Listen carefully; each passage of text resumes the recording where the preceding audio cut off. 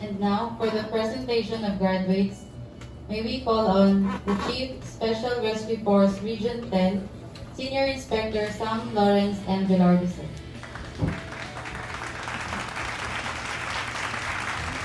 Sir, as the course coordinator of the Basic Rescue Technique course, class 106-2021, I hereby present the 16 brave and courageous participants who bravely surpassed all rigorous parts of the training and now ready for preparation of graduation ceremony.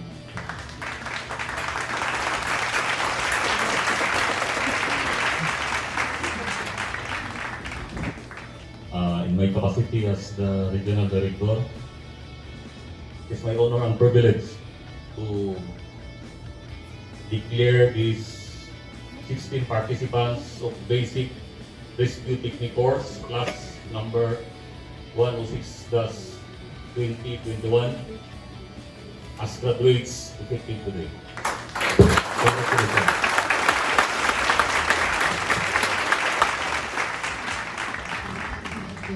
Take your seats.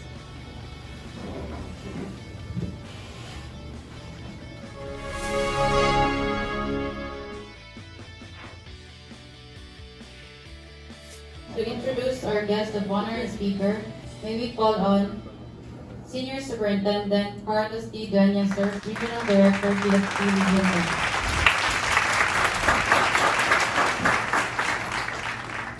10. Our guest of honor, having graduated from the Philippine National Police Academy in 1985, our guest of honor and speaker held various positions in the PPP. It was in 2020 when he became the Director of Special Rescue Force, or SSUP before, of the National Headquarters, that he seemingly found his passion in the field of specialized rescue and those demonstrated the ability to lead men in fast-paced environments. Apparently, when one is passionate about what is doing there, is no stopping him. That also goes for our speaker. It is not therefore surprising that he has an extensive list of training engagements, both local and international. To highlight a few of his international trainings, most recently he underwent Firefighters for Christ International Training Camp 2020 organized by Firefighters for Christ International. He also had Technical Rope and Rescue Asia training for Assessor Trainer on Height Rescue in Singapore, that's June to July 2010. And underwent workshop on Interpol Bioterrorism Risk and Control in Malaysia last February 2010. Possessing scholastic excellences, it is therefore not surprising that our guest of honor was a Boy Scout of the Philippines, Silver USA Award, Boy Scouts of the Philippines Agusan Council, and achieved Abutin Leadership National Award as Outstanding Operation Chief, Philippine Xers. He was also awarded as an Outstanding Fireman of the Philippines, Rotary Club of Diliman North, a Senior Fire Officer of the Year, BF Region 4A, Calabarzon, and was one of the 10 outstanding Filipino firefighters, or SSUP. Ladies and gentlemen, please help me welcome with pride and honor our guest of honor and speaker from Kicharaw, Agusan del Norte, our Director, Special Rescue Force, soon Chief Superintendent, ROMEL C. TRADIO.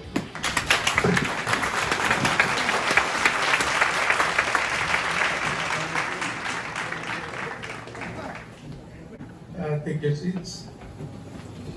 Thank you very much for the long introduction.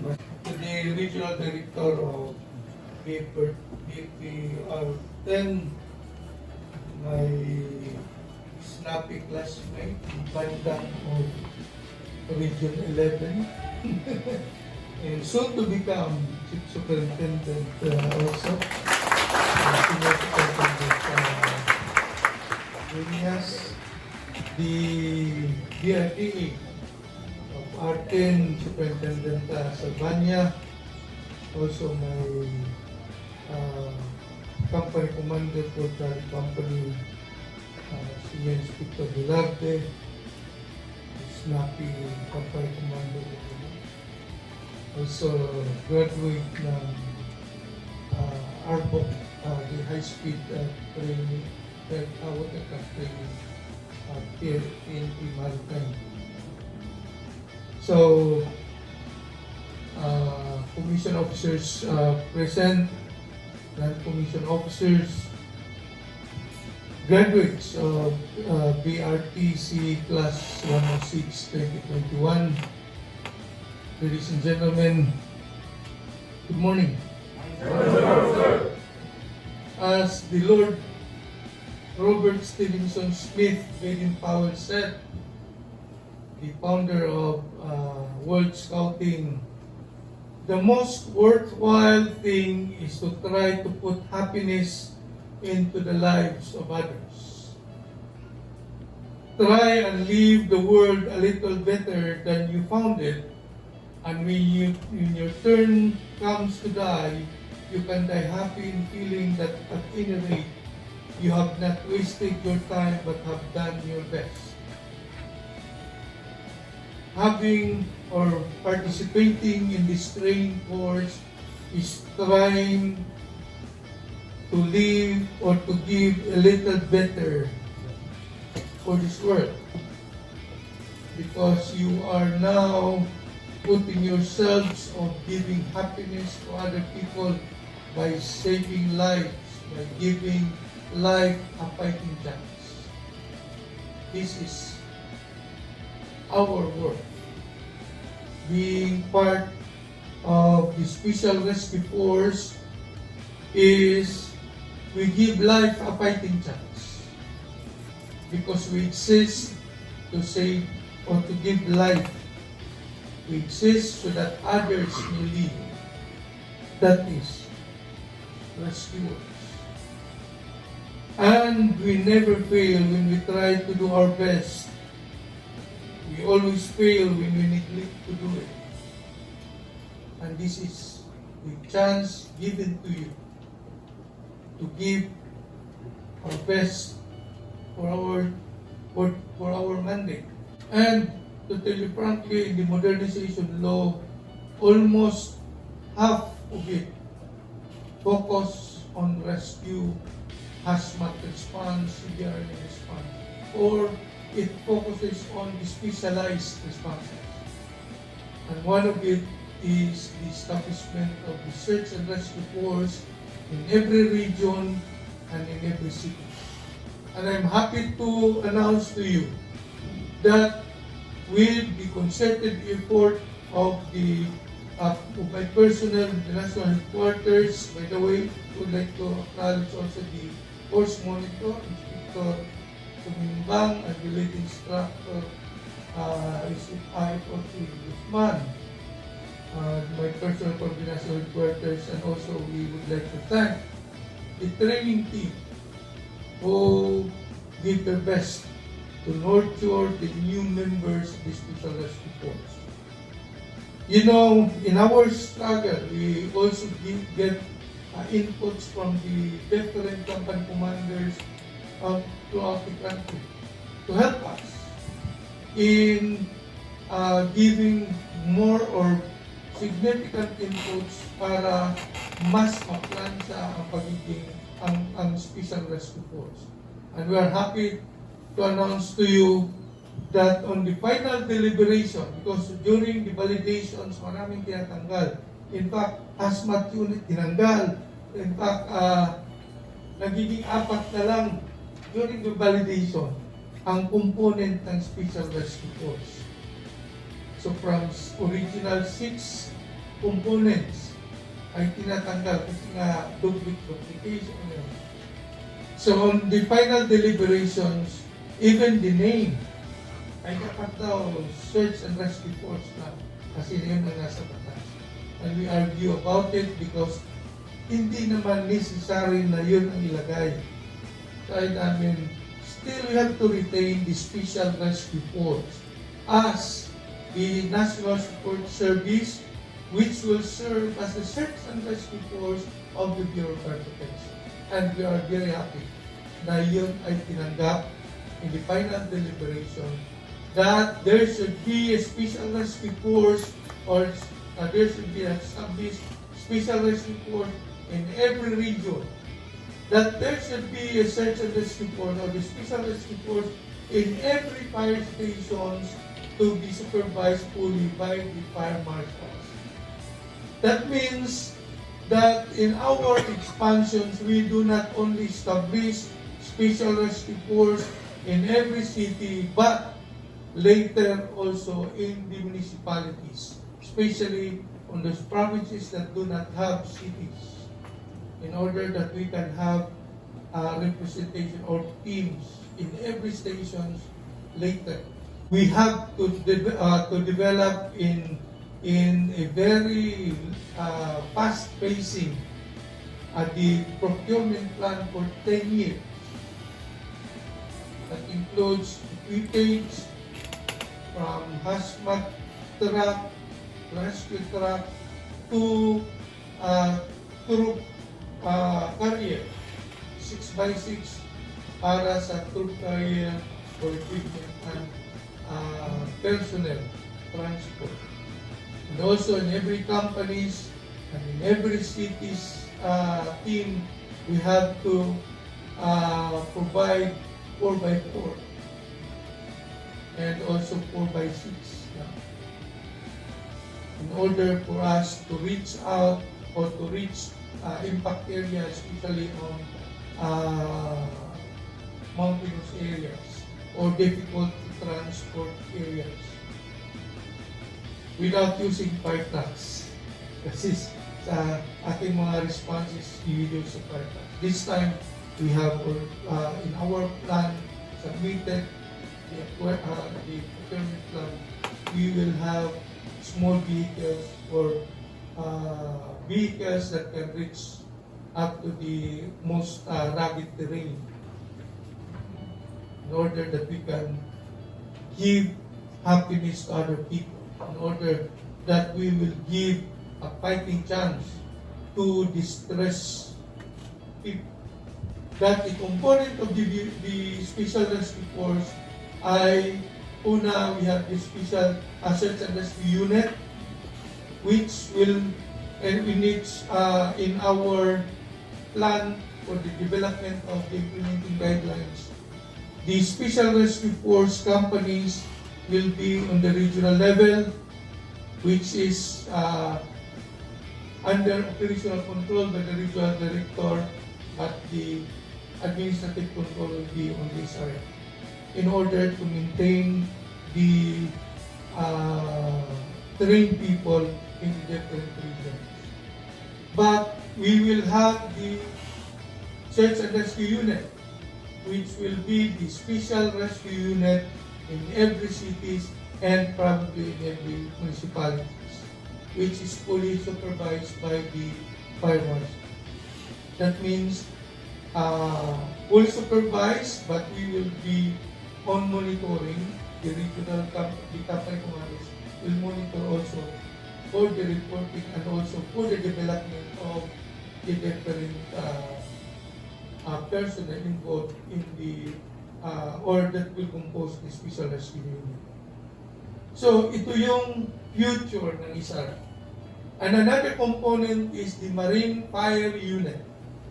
So binago, tinanggal ang search and rescue in order that it will not limit to search and rescue, because we will also transport personnel as well as we will also have more sophisticated na mga responses. In fact, we have already 3 fire boats, fire rescue boats, but we are part of the modernization plan is not only to procure 32-footer, but also 70-footer fire and rescue boat, which is already capable of CBRN and medical transport. And the third component is the aviation fire unit. No longer a helicopter, because the vision of the Bureau, we will not only stick to helicopter search and rescue, but also with the availability of fixed wings for firefighting and rescue and medical transport. Another component of the Special Rescue Force is the paramedics unit. That among us, we will train people to become paramedics because it is a support unit for marine and aviation. And we have also the K9 unit, and we are very happy to inform you that the Region 5 already, the K9 training is already ongoing. And the K9 training, which is provided by the Philippine Coast Guard, we have 20 personnel and dogs being trained now. And the training is not only for the search and rescue, but also as trainers training. Because we have our program for K9, the Lend a Dog program. Meaning, if you have a dog, you are a Special Rescue Force member, you will be trained with your dog, with your own dog. And after the training, go home with your dog. During disaster, you can bring your dog to participate in search and rescue. So yun yung ating mga vision for the Special Rescue Force. And the last one is the hazmat unit. That in every cities and municipalities and regions, there should be a hazmat unit. And that's the reason that part of our procurement is hazmat trucks in every city. And hazmat, the core response for hazmat unit is the CBRN. And everyone will be trained in hazmat, not only hazmat, but also in CBRN.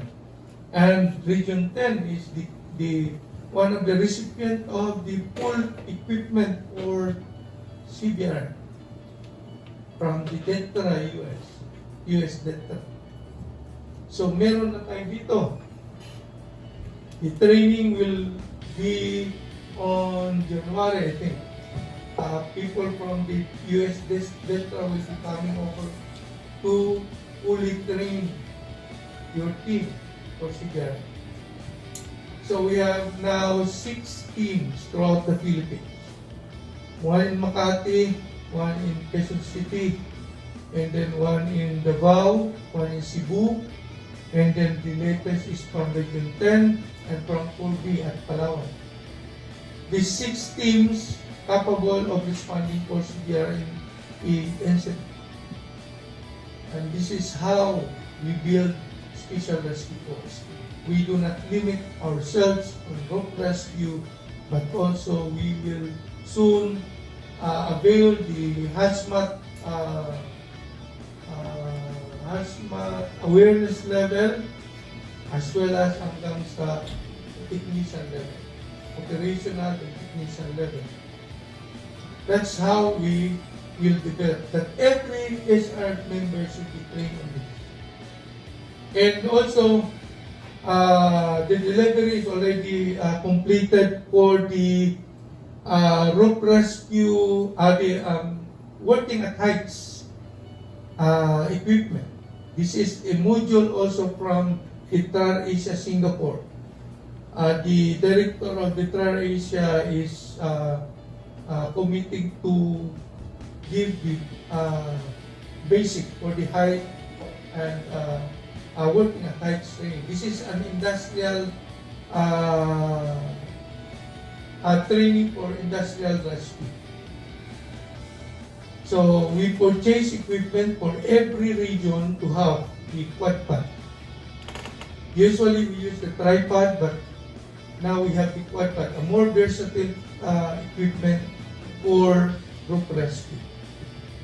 And this is a more strict observance of safety and standards, and the certification is will be released by the TRADIO. This is our linkage for the international linkage for trainings, and we are committed to give this training to you. There's already a team completed the third level of training from Batangas. We can get their services to train us. So ito yung mga ginagawa natin. Hazmat knowledge will also be transferred to different units.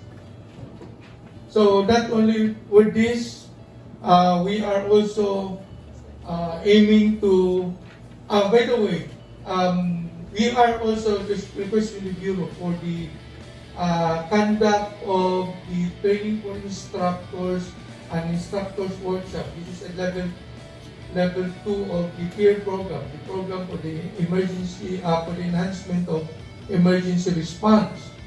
Recently, the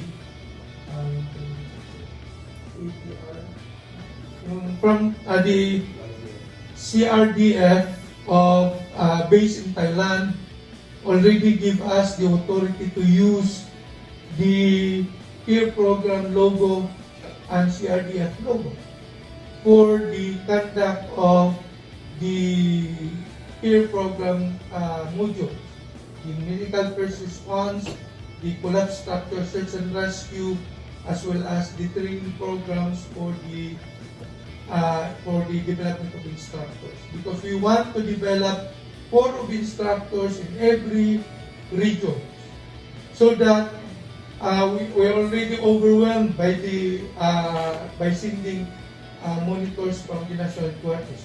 If we can develop up to the second level, the course monitor will be sourced now from the region.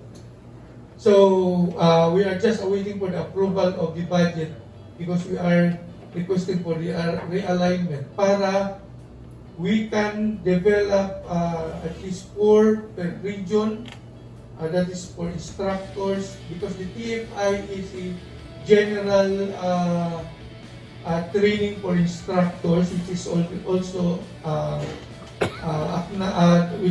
recognized by the OCD. So, and the second level will be back-to-back with the second level of instructors workshop, which is focused on one training program, and we are aiming that IW is for BRT. Para the core of instructors will now be coming from the regional level in order to maximize our training, because kailangan natin ihabol. Kailangan na not only you are expert on roof rescue, but also on other na mga skills. Because later in the 10-year program, part of it is the procurement of human resource. That means we will now have our own recruitment for the SRF. So from 15 days to 45 days na ang BRT, because meron ng basic na skills na dapat makuha nung papasok. So from recruitment, diretso na. So yun yung sa modernization program. Because in the modernization program, we aim to have 7,000 SRF for the whole country in 10 years' time. So, this training is the beginning of strengthening this SRF. And we are happy that we have 16 brave men that give their effort, persevere the training, through sweat and tears, kasamang uhog, ay nalampasan nyo. And that is a success. And to tell you, according to Pili, the famous soccer player, success is not accident. It is hard work, perseverance, learning, studying, sacrifice, and most of all, love of what you are doing or learning to do. And what you are done is your love of what you want to do.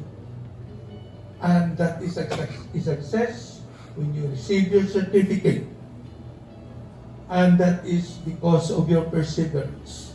Because perseverance is the hard work you do after you get tired of doing the hard work you already did. This is your success in your life. The first success by Newitt Gingrich. So, your success later is when you save others, when you give life a fighting chance. In my life, in my career, I have already saved, or in my lifetime, I already revived 2 persons. One drowning incident, and second is electrocution during fire operation. And it is very, very fulfilling to give life a fighting chance. Our existence, we exist so that others may live, to give happiness to other people. And may the force be with you. Sarot.